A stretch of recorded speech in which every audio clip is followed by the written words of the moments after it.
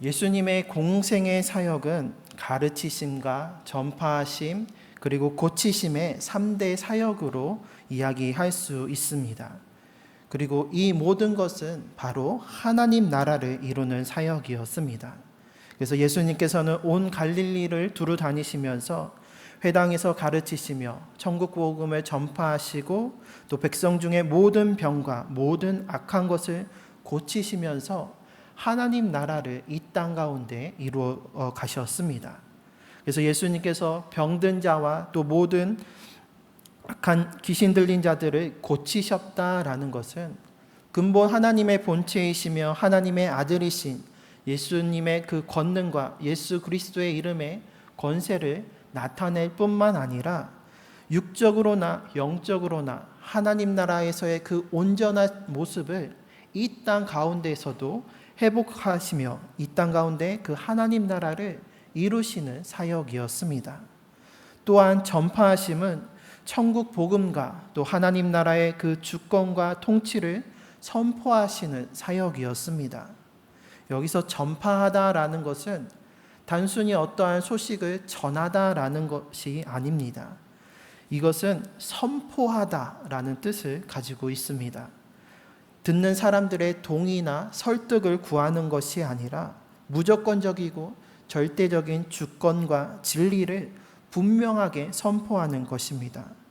마치 왕이 법을 제정하고서 그 법과 명령을 널리 반포하여서 그 선포된 명령과 법을 듣는 모든 백성들이 그 선포된 것에 순복함과 같이 왕이신 하나님께서 통치하시고 다스리시는 것을 가르치시면서 전함으로써 이 땅 가운데 하나님 나라가 임하고 있음을, 하나님의 구원 사역과 그 구원의 역사가 이루어지고 있다라는 그 복음의 기쁜 소식을 선포하시는 것이었습니다.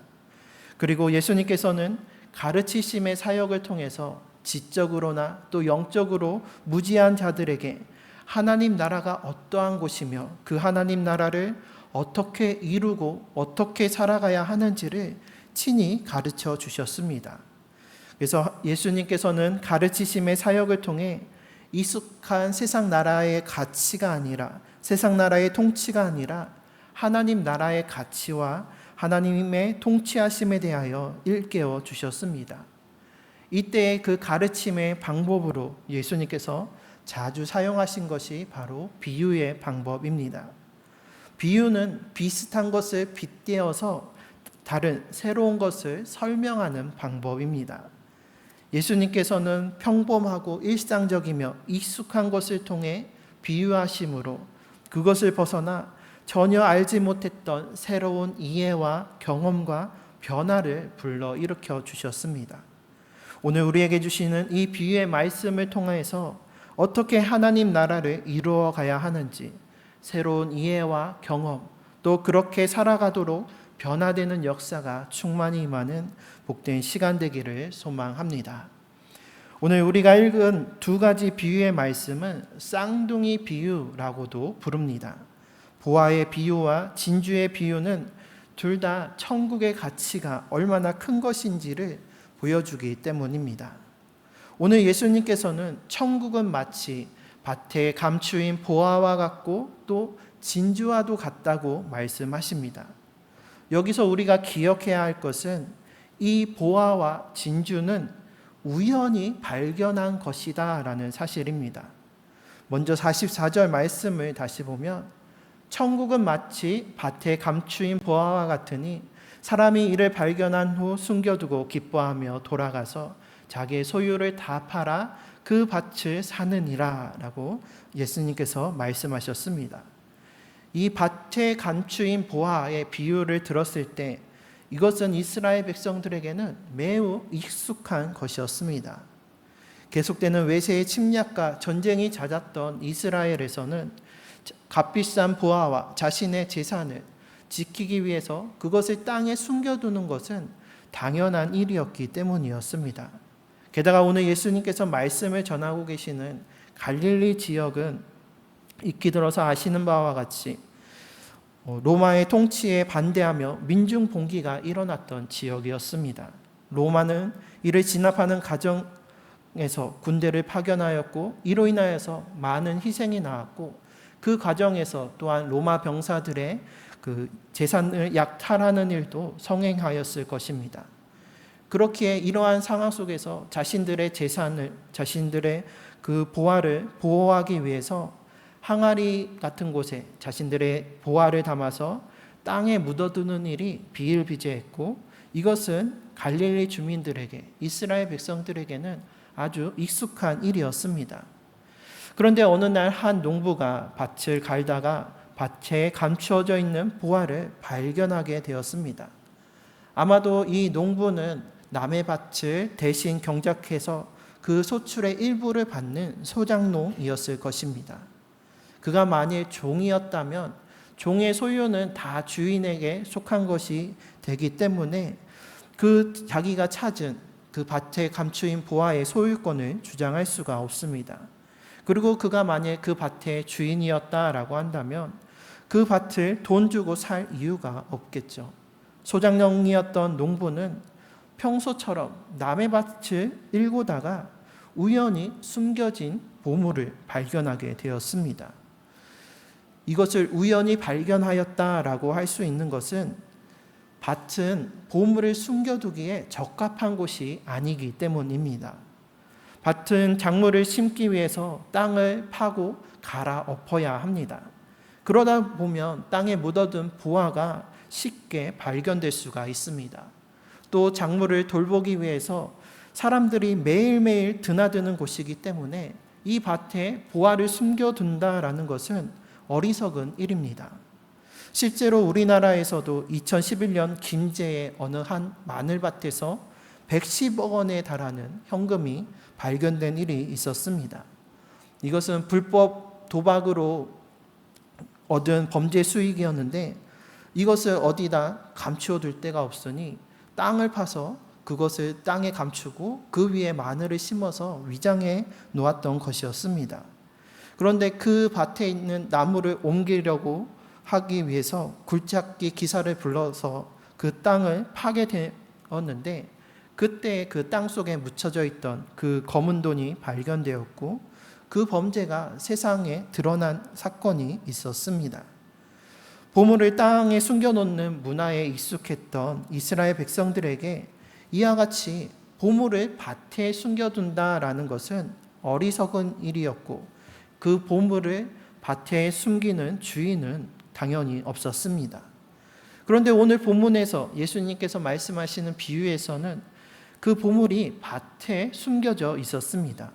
이는 보물을 일부러 밭에 숨겼다라기보다는 처음에는 그 숨긴 곳이 밭이 아니었는데 시간이 지나면서 주인이 바뀌고 또 땅도 밭으로 바뀌었다라고 볼 수가 있습니다.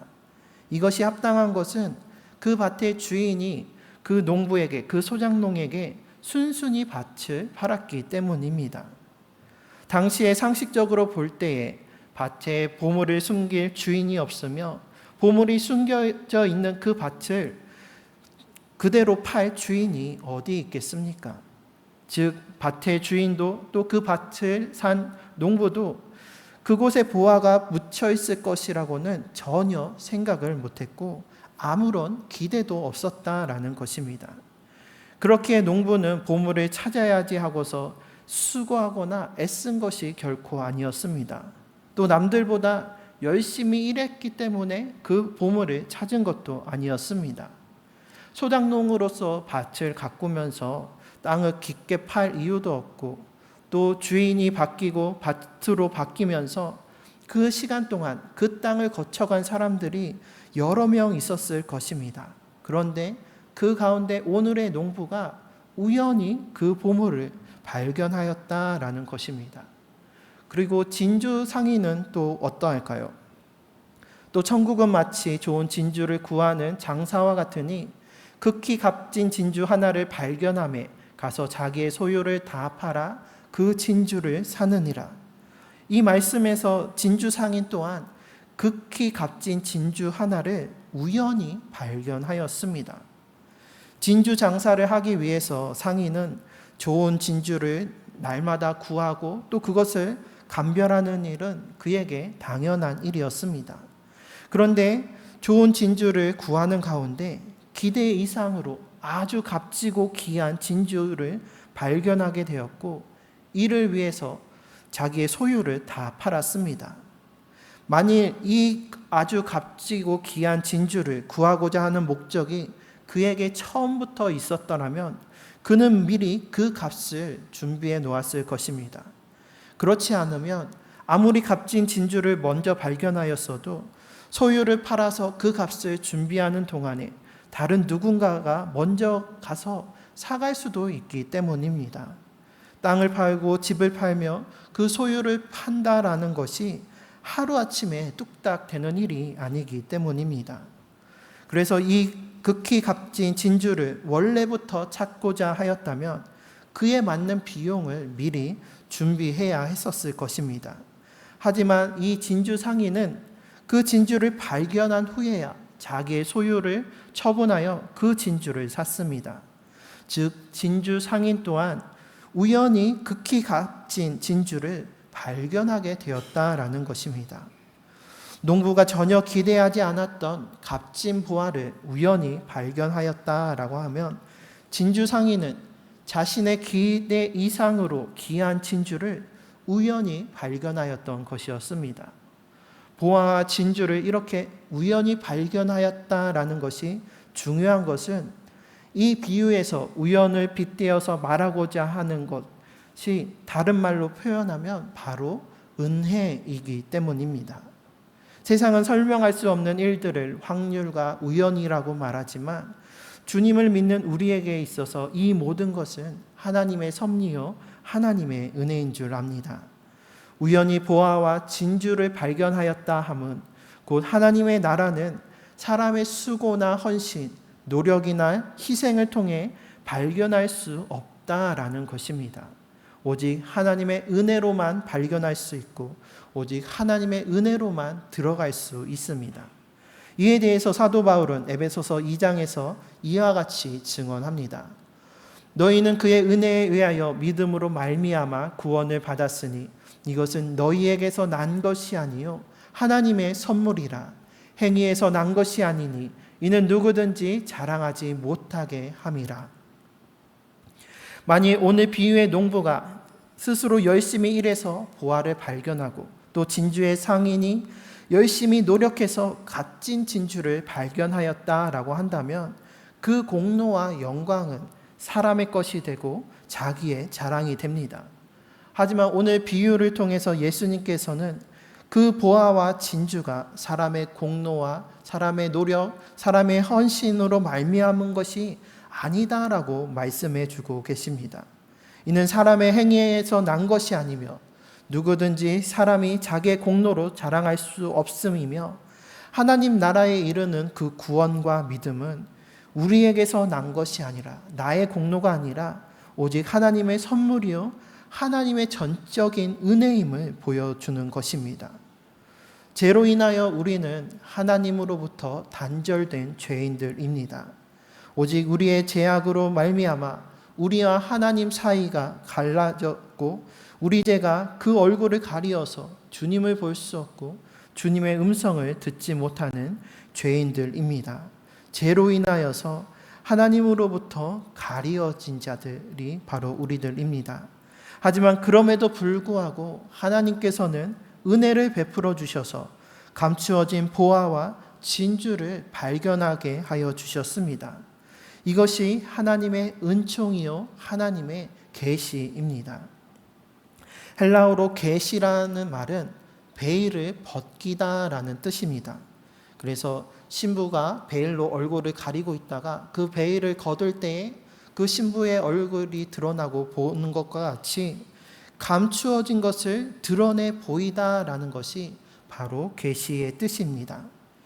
죄인이요 유한하고 무지한 인간이 또 스스로의 노력과 수고, 인간의 경험과 지식으로 다 알 수 없는 그 하나님의 선하시고 위대하신 영원하신 그 하나님과 그 하나님께서 다스리시는 그 하나님 나라를 발견할 수 있도록 하나님께서 친히 스스로를 사람에게 드러내 보여주셨다라는 것입니다. 이 계시의 은총은 모든 사람들에게 주어졌습니다. 이것을 우리는 일반 계시 또는 일반 은총이라고도 합니다. 해를 악인과 선인에게도 비춰주시고 또 의로운 자와 불의한 자에게도 비를 같이 내려주시는 그 하나님께서 모든 사람이 하나님을 알 수 있도록 감추어진 그 보화와 진주를 발견할 수 있도록 모든 사람에게 은총을 베풀어 주시고 스스로를 드러내셔서 계시해 주셨습니다. 이 일반 계시, 일반 은총의 가장 대표적인 것이 바로 자연입니다. 하나님께서 지으신 창조 세계로 말미암아 하나님께서 이 세상을 창조하시고 다스리시는 그 영원하신 능력과 신성과 섭리를 보여주시면서 누구도 하나님을 모른다라고 핑계댈 수 없도록 하셨습니다. 또 사람에게 양심을 주셔서 무엇이 선하고 무엇이 악한 것인지 깨달아 알게 해주시고 또 인류 역사를 통해서 하나님께서 다스리시고 통치하시는, 그래서 하나님과 하나님 나라를 발견할 수 있도록 모든 사람들에게 은혜를 베풀어 주셨습니다. 하지만 그럼에도 여전히 죄로 인하여서 하나님과 단절되어 감추어진 그 하나님의 나라를 발견하지 못하고 있는 우리를 위해서 하나님께서는 특별 은총, 특별 계시를 베풀어 주셨습니다. 이 특별 은총을 통해서 하나님의 그 선하신 뜻과 구원 역사와 또 하나님 나라를 친히 나타내 보여주셨습니다. 이 궁극적인 특별 계시는 바로 예수 그리스도이십니다. 감추어진 하나님께서는 독생자 예수 그리스도를 통해서 친히 사람의 모습으로 이 땅 가운데, 우리 가운데 스스로 그 모습을 나타내 주시고 우리와 함께 하셨습니다. 그래서 고치심과 가르치심과 선포하심으로 하나님 나라를 나타내시고 십자가의 구원으로 하나님 나라를 이 땅 가운데 이루며 또 장차 하나님 나라에 이르는 길과 진리와 생명이 되어 주셨습니다. 오늘 보화와 진주의 비유를 통해서 이 사실을 기억하시기를 바랍니다. 하나님 나라는 사람의 의와 노력으로, 사람의 공로로 발견할 수 없고 들어갈 수 없습니다. 하나님 나라와 구원은 오직 특별 계시, 특별 은총이 되시는 예수 그리스도로 말미암아 누릴 수 있는 하나님의 은혜의 선물입니다. 바라기는 우리 모두는 예수 그리스도로 말미암아 이 감추어진 보화와 진주, 그 귀한 하나님 나라를 발견하며 온전히 누릴 수 있는 주의 백성이 되기를 소망합니다. 만일 우리가 예수 그리스도의 은혜가 아닌 사람의 수고와 노력, 힘과 능력, 사람의 공로를 의지한다면 그 끝은 둘 중에 하나일 수밖에 없습니다. 하나는 내가 다 할 수 있다라고 여기며 하나님보다 자신을 높이는 교만의 죄입니다. 다른 하나는 내가 아무리 애쓰고 수고하고 노력해도 그럼에도 불구하고 보화와 진주와 같은 진리를, 하나님 나라를 발견할 수 없는 그 현실 속에서 자기 비하와 자책감과 죄책감에 빠지는 결과에 이를 수밖에 없습니다. 사람의 수고와 사람의 공로를 의지할 때는 그 어떤 것도 하나님의 선하신 뜻을 이룰 수가 없습니다. 오직 나의 전부를 주님께 맡기며 그 조건 없고 값없이 베풀어 주시는 그 은혜만이 이 세상 가운데 감추어진 보화와 진주와 같은 하나님 나라를 발견하고 그것을 취하여 누릴 수 있게 하여 주십니다.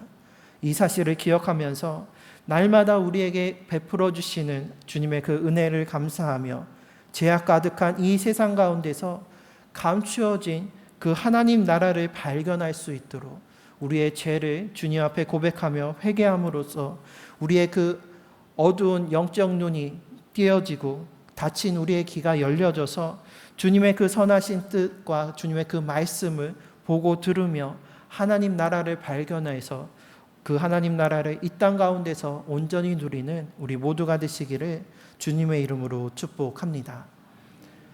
또 이 보화와 진주의 비유를 통해서 우리가 한 가지 더 기억해야 할 것은 보화와 진주를 발견한 자들의 삶의 모습입니다. 오늘 본문의 비유는 편의상 보화의 비유, 또 진주의 비유라고 흔히 부릅니다. 하지만 엄밀하게 이름 짓는다라고 한다면 보화를 발견한 농부의 비유, 또 진주 상인의 비유라고 하는 것이 보다 명확합니다. 예수님께서는 하나님과 하나님 나라를 발견한 사람이라면 어떠한 가치를 추구하고 그것을 취하기 위하여 하나님 나라를 이 땅 가운데 이루기 위하여 어떠한 삶을 살아가야 하는가를 말씀하고 계시기 때문입니다. 만일 이 비유를 우리가 보화와 진주에만 국한해서 읽는다면 하나님 나라를 보화와 진주로 상징되는 풍요와 안락한 세상으로만 착각하기가 쉽기 때문입니다.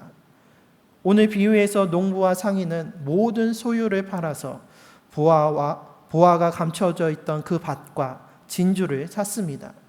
그들이 그렇게 할 수 있었던 것은 그 감추어진 보화와 진주의 그 진정한 가치를 알았기 때문이었습니다. 모든 소유를 팔아서라도 차지해야 할 만큼 소중하고 가치 있다라는 것을 깨달아 알았던 것이었습니다. 오늘 비유의 이야기는 그 농부와 또 상인이 그 밭과 그 진주를 사는 것으로서 이야기가 끝나게 됩니다. 그런데 만약에 오늘 비유에 뒤이어서 그 후일담을 이야기한다면 어떠한 이야기가 나올까요? 값진 보화와 진주를 모든 소유를 다 팔아서 샀으니 이제 그 보화와 진주를 더 비싼 값을 매겨서 되팔았을까요? 일반적인 생각으로 세상의 가치로는 보화와 진주를 되파는 것이 이득이고 또 합리적인 일입니다. 하지만 오늘 농부와 상인은 그렇지 않았을 것이라 생각됩니다. 만일 농부와 상인이 그 보화와 진주를 되팔았다라고 한다면 그들에게 있어서 보화와 진주는 가장 가치 있는 것이 아닙니다. 그 보화와 진주를 팔아서 바꿨다라고 한다면 그들에게 가치 있는 것은 보화와 진주 자체가 아니라 결국 재물이 되어버리고 맙니다. 내게 있는 것을 다른 어떤 것으로 바꿀 수 있고 대체할 수 있다라고 한다면 그것은 그 다른 것보다 가치가 덜하기 때문에, 가치가 더 없기 때문에 가능한 것입니다. 그렇다면 우리에게 있어서 진주와 보화는 어떠합니까? 하나님 나라는 어떠합니까? 이 땅 가운데서 하나님 나라를 이루며 하나님 나라의 기쁨과 평안함 또 강건함과 그 모든 복락을 누리기를 소망하는데 진정 우리의 가치는 어디에 있느냐라는 것입니다. 하나님 나라를 소망하며 하나님 나라를 이루고자 하지만 여전히 세속적인 가치를 추구하며 살아가고 있지는 않습니까? 하나님 나라를 발견하고 하나님 나라를 이루는 삶을 살고자 하면서 세상의 가치를 따라가서는 안 됩니다. 이것은 야고보와 요한이 주의 나라에서 우리를 주님의 우편과 좌편에 앉게 해달라고 하는 것과 마찬가지입니다.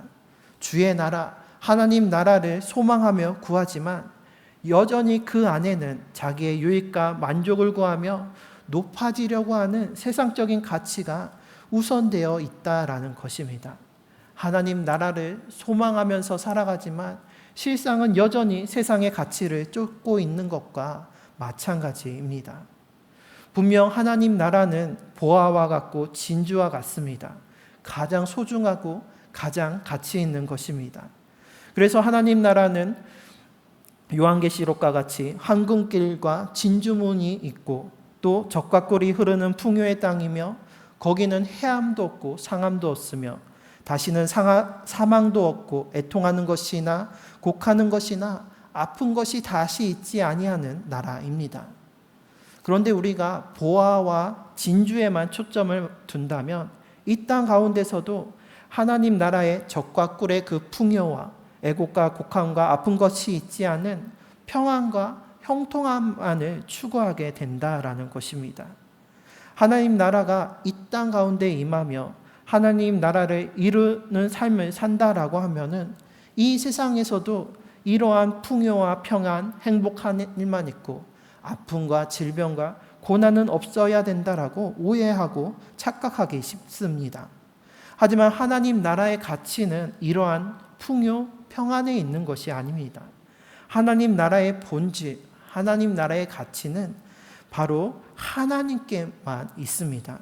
하나님께서 왕 되셔서 주권하시고 다스리시는 나라, 하나님께서 임재하시는 것이 바로 하나님 나라의 본질이요 참된 가치입니다. 그렇게 천국의 진정한 가치, 본질은 왕 되신 주님께서 나와 우리와 함께 하신다라는 것입니다. 그렇기에 내 주 예수 모신 곳이 그 어디나 하늘나라가 되는 것입니다.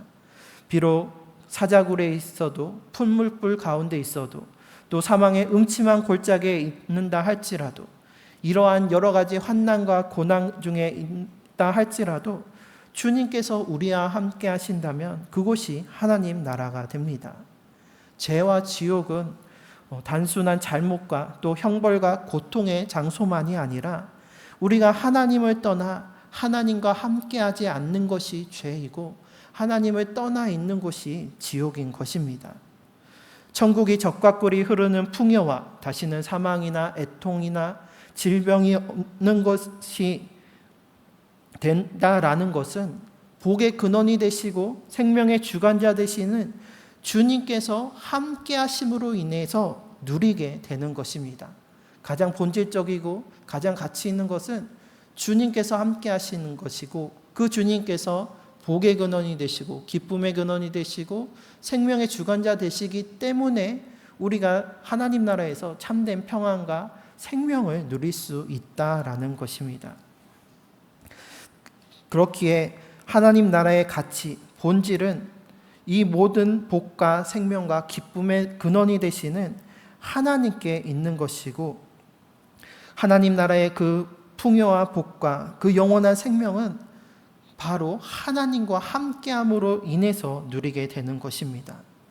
그렇게 가장 귀하고 가장 가치 있는 것은 바로 우리 주님이시며 그 주님께서 우리와 영원토록 함께 하시는 것, 그로 말미암아 참된 기쁨과 평안과 영원한 생명을 누리는 것이 바로 하나님 나라입니다. 그렇기에 오늘 비유에서 농부는 기뻐하며 그 감추어진 보화의 밭을 모든 소유를 팔아서 사게 되었습니다. 보화와 또 진주의 가치가 자신이 가지고 있는 그 모든 것보다도 귀하다라는 그 사실을 알았기 때문이었습니다. 그렇기에 농부는 감추어진 보화를 발견한 후에 그것을 소유하기 위해 그것을 차지하고 그것을 함께 하기 위해서 기뻐하며 돌아갔고 또 자기의 소유를 기꺼이 다 팔아서 그 밭을 사게 되었습니다. 세상의 가치로는 그 보화를 더 비싼 값에 팔아서 더 많은 부를 소유하는 것이 마땅한 일이지만 그 농부에게 있어서 또 진주 상인에게 있어서 가장 가치 있고 기쁜 일은 모든 것을 팔아서라도 그 보화를 갖는 것이었습니다. 모든 것을 팔았기 때문에 앞으로의 삶이 궁핍해지고 또 당장에 먹고 사는 문제가 찾아올지라도 그 모든 것을 뛰어넘는 가치가 있었기에 농부는 기쁨으로 그 모든 것을 팔아서 그 보화를 샀습니다. 또 진주 상인도 그 값지고 귀한 진주를 하루라도 속히 빨리 사기 위해서 그 모든 소유를 다 팔아서 그 진주를 샀습니다. 이 진주 상인은 아마도 진주를 도매로 하는 거상으로 추정이 됩니다. 그 소유를 다 팔기까지에는 많은 시간이 필요했을 텐데 그 값진 진주를 사기 위해서 어쩌면은 자기의 소유를 제값을 다 주지 않고도 급히 팔아서라도 손해를 보더라도 그 진주를 샀었을 것입니다. 그렇게 할 수 있었던 것은 그 진주와 또 그 보화의 가치가 너무나도 소중하고 귀했기 때문에 그래서 그것을 얻는 것이 참된 기쁨과 만족이기 때문에 그 모든 것을 포기하고 희생해서라도 모든 것을 팔고서라도 그 보화와 진주를 기쁨으로 샀던 것이었습니다. 이에 대해서 사도 바울의 고백을 보면 그러나 무엇이든지 내게 유익하던 것을 내가 그리스도를 위하여 다 해로 여길 뿐더러 또한 모든 것을 해로 여김은 내 주 그리스도 예수를 아는 지식이 가장 고상하기 때문이라. 내가 그를 위하여 모든 것을 잃어버리고 배설물로 여김은 그리스도를 얻고 그 안에서 발견되려 함이니 내가 가진 의는 율법에서 난 것이 아니요 오직 그리스도를 믿음으로 말미암은 것이니 곧 믿음으로 하나님께로부터 난 의라라고 고백하고 있습니다. 그 가장 고상한 것, 모든 유익보다 가치 있는 그 보화와 진주, 곧 하나님 나라를 얻기 위해서라면 자신의 모든 소유를 배설물같이 여기고 그 모든 것을 팔아서라도 그리스도를 얻고 그리스도로 말미암아 하나님 나라를 얻고자 하는 것입니다. 우리도 바울처럼 또 오늘 비유의 농부와 상인처럼 세상 그 무엇보다도 귀한 주님과 하나님 나라를 소유하는 주의 백성 되기를 소망합니다.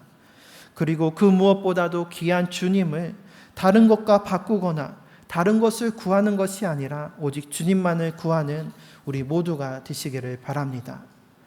그래서 이전에 죄인 되었던 우리가, 이전에 세상의 가치를 쫓았던 우리가 그것에서 벗어나서 보화와 진주를 넘어 세상 그 무엇보다도 귀하고 소중한 주님과 주님의 나라를 소망함으로써 늘 주님과 동행하면서 이 땅 가운데서 하나님 나라를 이루며 날마다 주와 함께 살아감으로 인해서 세상의 가치를 뛰어넘는 참된 기쁨과 감사와 만족함을 누리시기를 바랍니다. 그때 비로소 우리는 항상 기뻐할 수 있고 쉬지 않고 기도할 수 있으며 범사의 모든 일에 감사하는 삶을 살아갈 수 있는 것입니다.